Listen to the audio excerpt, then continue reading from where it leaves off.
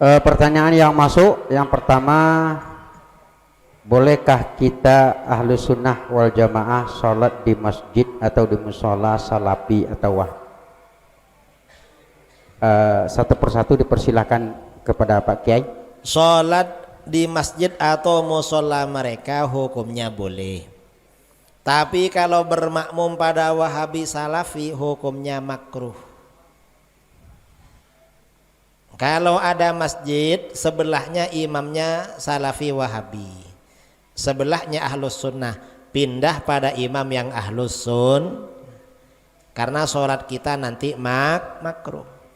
Kalau gak ada lagi, yang ada jamaahnya cuma imam Salafi Wahabi, kalau jamaahnya semuanya Ahlus Sunnah, makmumnya diajak bareng-bareng mengganti imamnya. Diganti imamnya itu biar jamaahnya sholatnya tidak makruh. Kalau diganti gak bisa, maka terpaksa lebih baik sholat sendiri. Ya. Terima kasih Bapak Kiai. Mudah-mudahan si penanya mendapat kepuasan dari jawaban Bapak Kiai.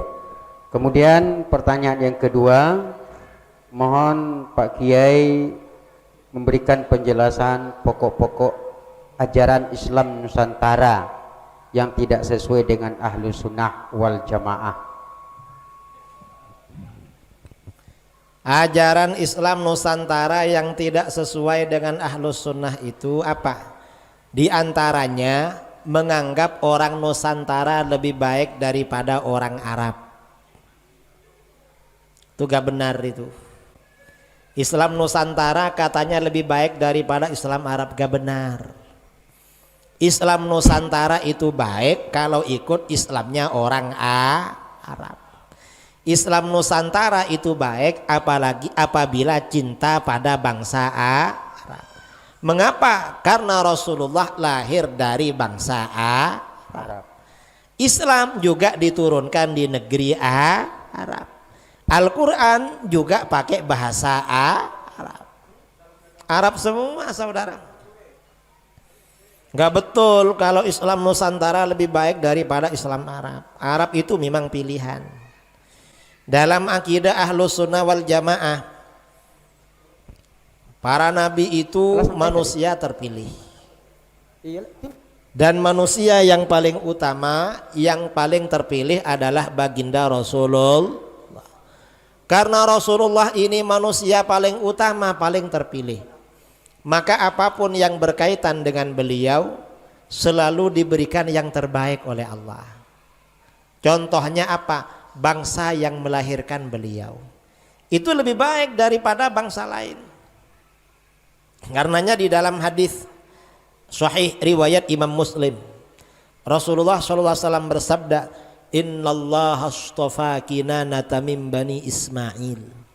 Allah memilih suku Kinanah dari keturunan Nabi Ismail. Jadi setelah anak cucu Nabi Ismail ini ramai bersuku-suku, suku Kinanah ini yang paling baik. Orang-orangnya berintegritas, berwibawa dan disegani. Wastofa min Kinanata Quraisyan. Setelah anak cucu Kinanah ini ramai bersuku-suku, lalu suku Quraisy dipilih oleh Allah. Suku Quraisy ini orang-orangnya berintegritas, orang-orangnya paling berwibawa dan paling disegani, sehingga di Al-Quran turun surat yang namanya surat Quraisy. Surat Quraisy itu isyarat perhatian Allah pada orang Quraisy. Surat Nusantara tidak ada saudara, gak ada surat Nusantara di Al-Quran. Yang ada surat Quraisy. Coba perhatikan surat Quraisy. Li'ilafi Quraisy ilafihim rihlatash shita'i was-shaif falya'budu rabb hadzal bait alladzi at'amahum min ju' wa amanahum min khauf. Karena kebiasaan orang Quraisy, yaitu kebiasaan mereka melakukan perjalanan pada waktu musim dingin dan musim panas. Musim dingin mereka ke Syam dan Palestina, musim panas ke Yaman. Pulangnya bawa barang dagangan. Hai orang Quraisy, falyabudu rabb hadzal bait. Sembahlah Tuhannya Baitullah ini. Siapa Tuhannya Baitullah? Yaitu Allah. Mengapa menyembah Allah? Allazi at'amahum min ju'. Allah memberi makan orang Quraisy dari rasa lapar. Ketika suku-suku yang lain di Arab dilanda kelaparan, orang Quraisy gak dilanda kelaparan, saudara. Lapar itu bahaya, bisa melakukan perbuatan tercela. Karenanya orang Quraisy gak kelaparan. Mengapa gak kelaparan? Di Mekah itu ada Baitullah. Setiap tahun orang Arab itu haji ke sana. Di musim haji orang Quraisy ini dagangan, jualannya laku, kaya mereka. Makanya orang Quraisy itu kaya-kaya. Di Duri yang banyak uangnya yang dagang-dagang ini. Penjual-penjual kaya-kaya biasanya. Sama dengan Quraisy. Wa amanahum min khauf. Allah memberi keamanan Quraisy dari rasa takut. Suku-suku yang lain ketakutan, Quraisy gak pernah ketakutan. Ketika ada suku kelaparan, suku sebelahnya diserbu, makanannya diambil, orangnya dibunuh atau dijadikan budak. Suku Quraisy gak pernah, saudara. Orang-orang Arab dulu bepergian malam-malam, dirampok, dibegal, hartanya diambil, orangnya dibunuh. Orang Quraisy rombongan sendirian bepergian malam-malam, jumpa perampok, mau dirampok. Mereka bilang, loh kok ngerampok saya? Kamu siapa? Saya orang Quraisy, penjaga tanah suci, penjaga Baitullah. Rampoknya gak berani, segan. Ini suku Quraisy. Makanya orang bepergian mau berangkat, oleh para ulama dianjurkan baca surat Quraisy. Kalau baca surat Quraisy aman, saudara. Atau sampai di suatu daerah karena khawatir, baca surat Quraisy, aman, saudara. Ini faedah surat Quraisy. Selain aman, nanti gampang dapat makanan. Makanya yang merantau-merantau dari Jawa yang rajin baca surat Quraisy, biar aman dan banyak makanan. Saya gak baca dari tadi karena sudah kenyang itu. Ini Quraisy artinya apa? Berwibawa Quraisy itu. Kemudian setelah suku Quraisy ini anak cucunya ramai. Wastafa min Quraisyin Bani Hashim. Allah memilih keluarga Bani Hashim dari keturunan Quraisy. Bani Hashim ini bangsawan kelas 1 di Mekah. Ini Bani Hashim. Wastafani min Bani Hashim. Allah memilih aku lahir dari keluarga Bani Hashim. Fa ana khiyarun min khiyar. Aku ini orang terbaik, dipilih oleh Allah dari golongan-golongan terbaik. Artinya apa? Bangsa, golongan yang melahirkan Rasulullah lebih baik daripada bangsa yang lain. Tahun 2003 saya belajar ke Eropa, ke Inggris. Sebelum berangkat ke Inggris, kawan-kawan satu rombongan bicara sama saya, Gus, apa? Nanti sampai di Inggris, kalau di Inggris di jalan jumpa dengan 5 orang gadis, yang cantik 6 orang katanya. Kalau ada 5 orang gadis, yang cantik 6 orang. Kok bisa 6? Yang 5 itu orangnya, yang 1 bayangannya. Bayangannya tuh cantik lah. Itu di Inggris. Kalau di Indonesia kan enggak kan. Kalau 5 orang kadang ada 1, kadang enggak ada sama sekali itu. Harus teliti milihnya di sini itu. Kalau di Inggris itu ambil sembarangan dapat yang cantik. Dan betul, saudara. Begitu pesawat mendarat di Bandara Heathrow di London, masuk bandara, terkejut. Wah, ini kok beda dengan di Pekanbaru ini. Enggak ngantuk, saudara. Di Inggris enggak ngantuk di sini nih. Kebetulan kami kuliah di kampusnya orang-orang Pakistan dan India. Dapat beberapa hari, kawan-kawan bilang, Gus, ini ada hasil penelitian. Apa? Ternyata orang Pakistan dan India lebih cantik daripada orang Inggris. Lo kok tahu? Coba nanti di ruang kuliah lirik-lirik dikit-dikit katanya. Karena penasaran, saya coba lihat-lihat.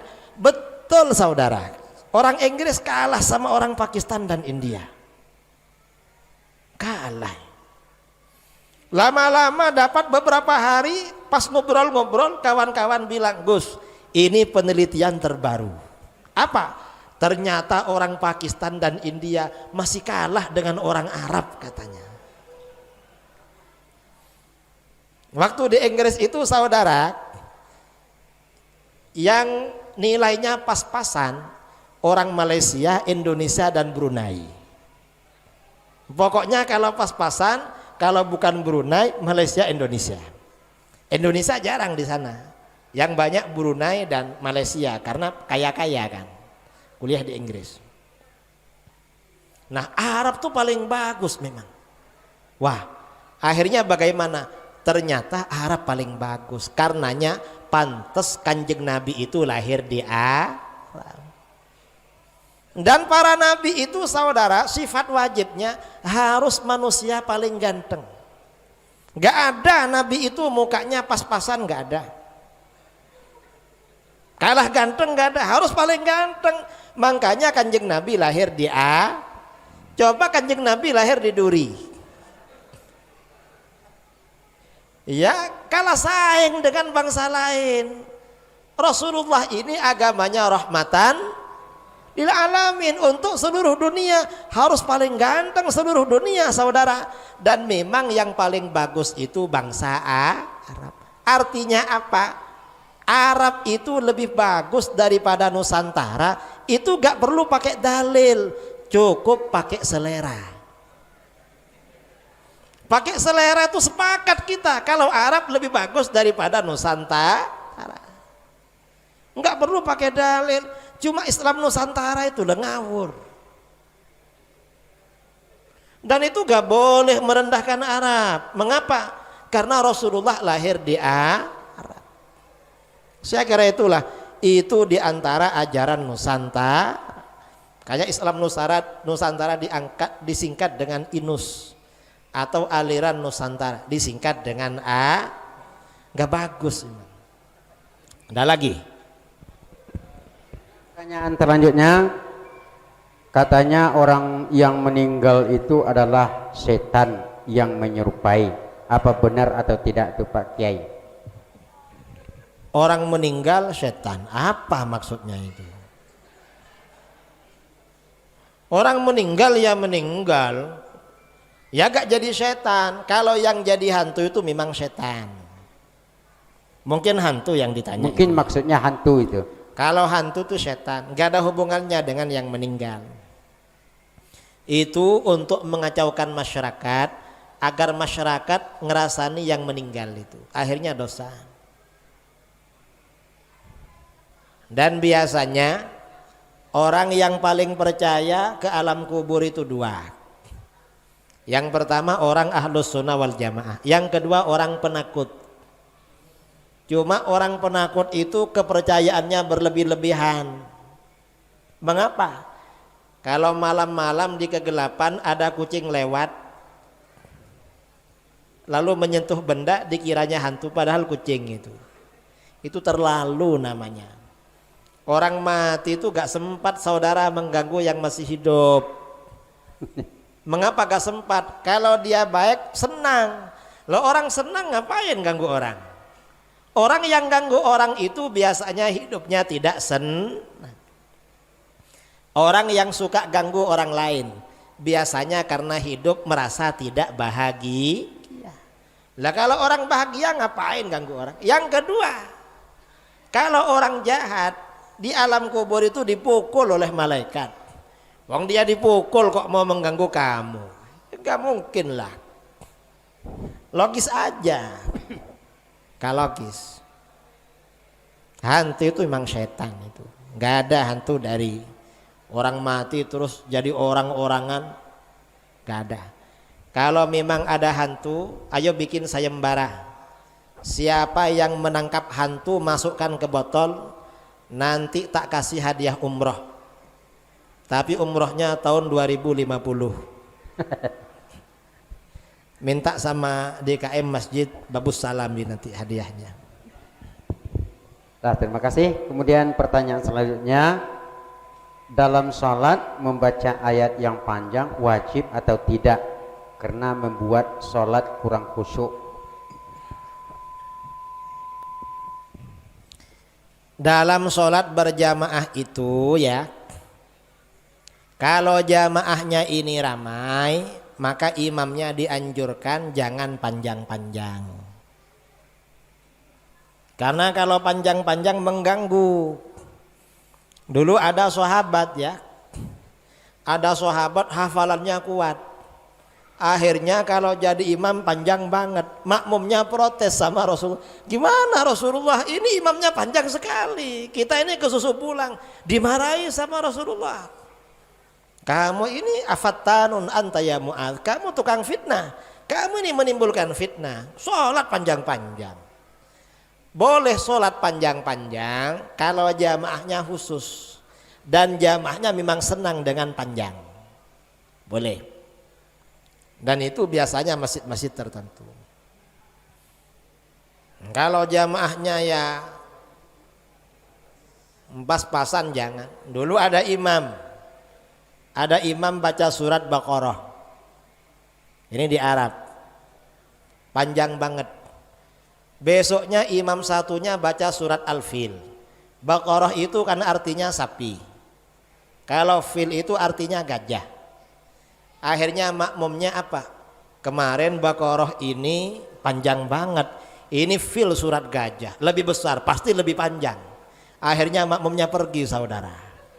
Mengapa? Dikiranya surat fil lebih panjang daripada Al-Baqarah. Karena gajah lebih besar daripada sapi katanya. Jadi jangan panjang-panjang, standar lah. Kira-kira jamaahnya kuatnya sampai di mana? Diukur. Pertanyaan selanjutnya, kenapa orang Salafi Wahabi itu tidak mengakui keberadaan Wali Songo di negeri ini?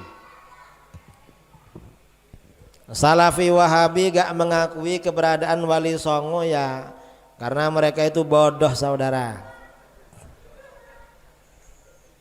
Gak tahu kalau Wali Songo itu ada. Dan ulama-ulama di Jawa itu rata-rata memang keturunan Wali Songo. Kiai-kiai itu banyak memang keturunan rata-rata keturunan Wali Songo. Lah terus kalau mereka bilang nggak ada, kita ini anaknya siapa? Wong keluarga saya itu keluarganya orang tua itu zuriyahnya Sunan Kudus. Sunan Kudus itu anaknya Sunan Ampel. Wong kita cucunya ada kok kakeknya dibilang nggak ada. Ngawur Wahabi itu. Ya mungkin mbahnya Wahabi itu gak ada mungkin itu. Kok dibilang Wali Songo gak ada. Dan kuburannya ada, ramai dikunjungi orang. Anak cucunya ada. Anak cucunya jadi kiai-kiai. Kalau leluhurnya orang soleh, anaknya juga orang soleh. Ya ada yang gak soleh ya ada. Tapi anak cucunya yang soleh-soleh itu ada. Itu namanya bodoh namanya itu. Nggak ngerti. Kalau di mana? Kalau di Riau ini kan banyak keturunan Sayyid kan. Bandaranya kan nama Bandara Sultan Syarif Qasim. Karena dulu yang menjadi raja di sini kan Syarif. Anak cucunya kan ada sampai sekarang. Keluarga Sayyid di daerah Siak. Terus bilang nggak ada Sayyid di Riau. Loh, wong anak cucunya ada kok dibilang nggak ada. Ya ngawur mereka ini. Wahabi di ngawur memang, gak punya ilmu mereka. Buktinya gak punya ilmu. Nanti ada orang tahlilan protes, sesat. Loh kah sesat? Nanti mereka tanya, mana dalilnya? Lah, berarti kan bodoh kan tanya dalilnya itu. Mereka tanya terus, ya gak tahu mereka. Kalau kita gak tanya, mengapa kita gak ngereken memang. Terima kasih banyak kepada Bapak Kiai yang telah memberikan jawaban. Boleh silakan.